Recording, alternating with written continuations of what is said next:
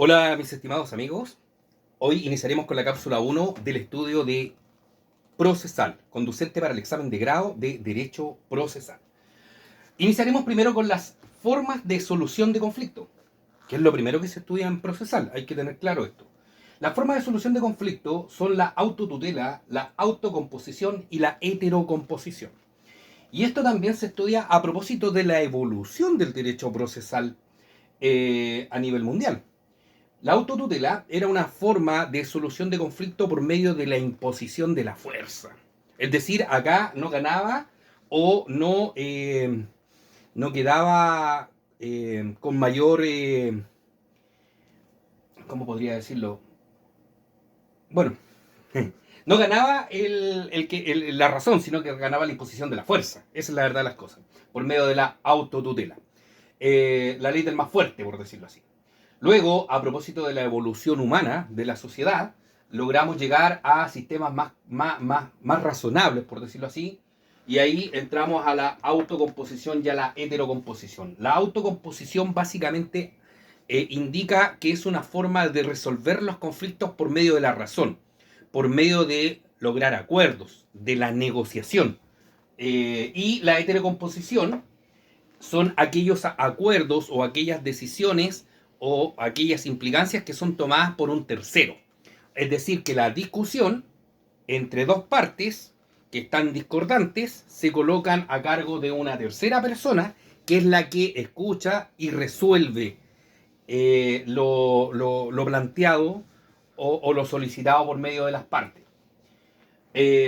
Bueno, básicamente hoy en día en la actualidad la autocomposición la tenemos en los equivalentes jurisdiccionales. No en todos ellos, pero sí en la gran mayoría.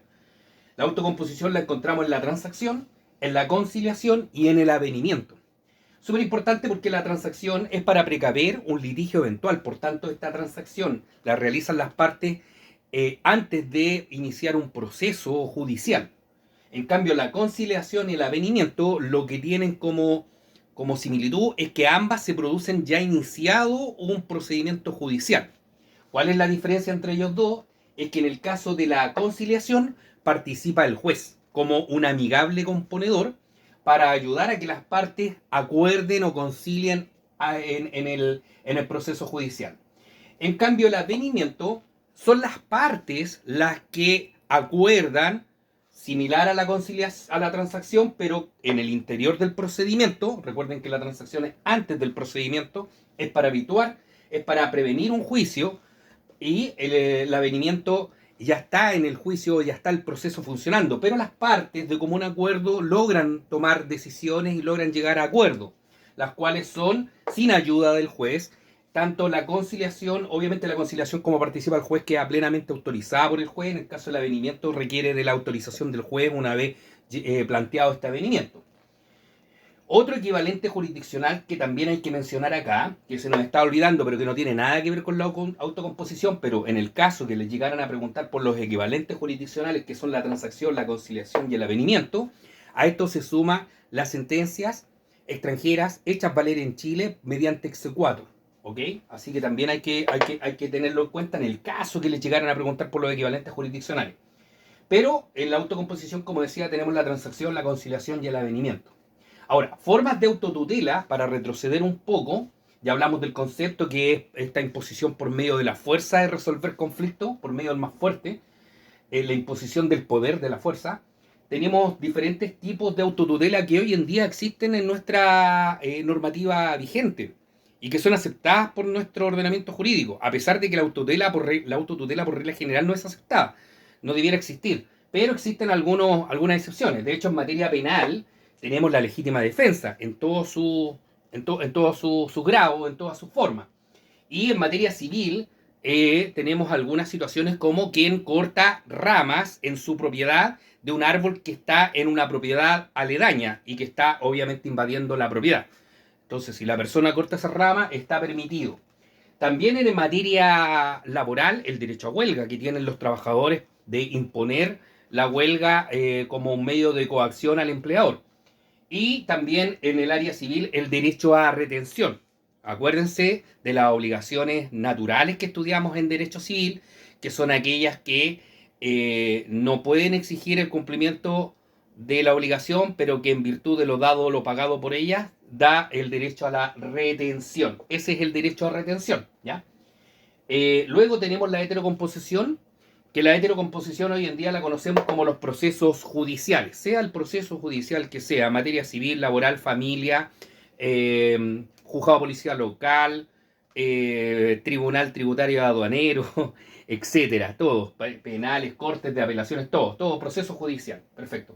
Como les decía anteriormente, acá están los equivalentes jurisdiccionales que se los anoté, donde les mencionaba que tres de los equivalentes jurisdiccionales corresponden a la autocomposición y que eran la transacción, la conciliación y el avenimiento, que son muy preguntados en los exámenes de grado de derecho procesal, y la sentencia extranjera hecha valer en Chile mediante el famoso exequatur.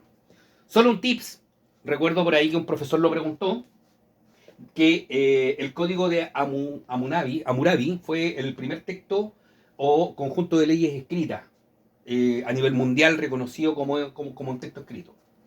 También otra pregunta que surge acá a propósito del estudio del derecho procesal es qué es el derecho procesal.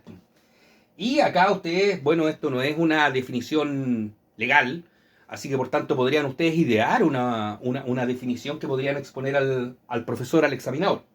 Y acá encontramos el conjunto de normas que regulan la conducta de las partes y del órgano judicial en el proceso. Tenemos una evolución del derecho penal. Claro, esto es importante, no es muy preguntado en los exámenes, pero es importante por último conocerlo. Tenemos el periodo judicialista, el periodo de los prácticos, el periodo de los procedimentalistas, el periodo del procesalismo científico y por último el periodo de la internalización.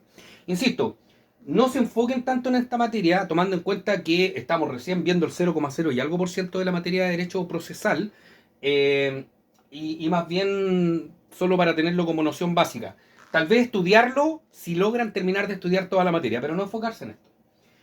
Dentro de los contenidos del derecho procesal encontramos dos, uno como estructura y uno como parte fundamental.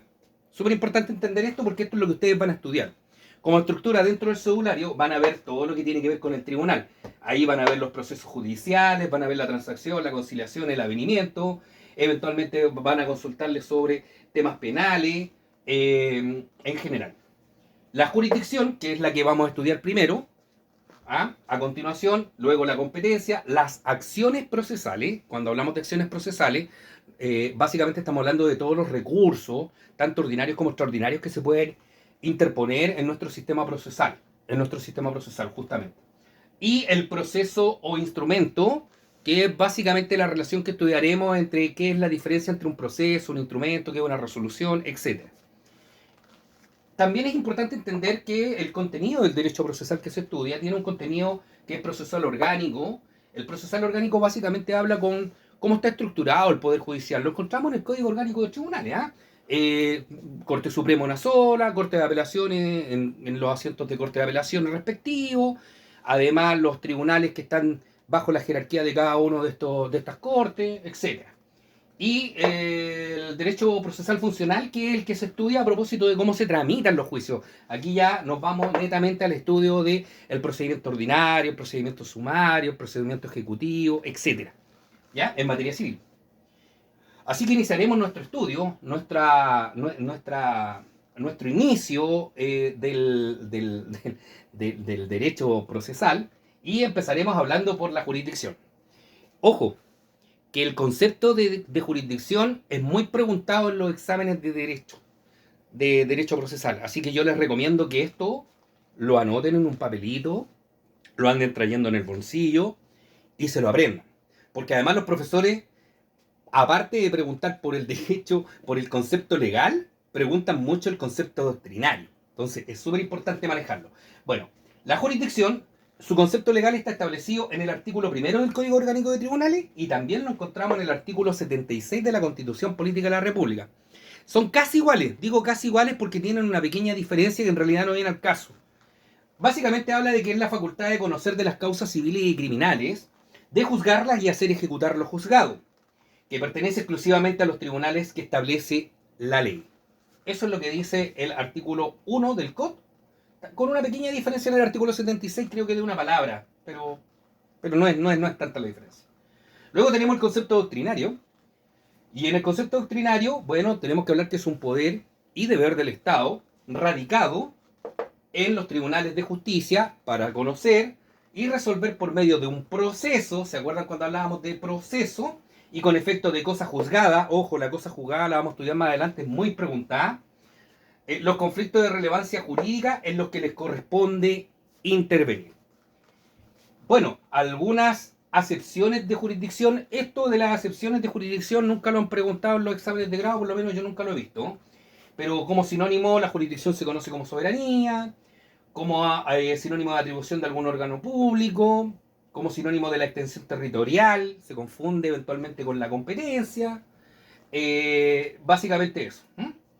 Y esto sí es muy preguntado también en los exámenes de grado, que son los momentos jurisdiccionales, esta etapa de conocimiento, esta etapa de juzgamiento y esta etapa de ejecución.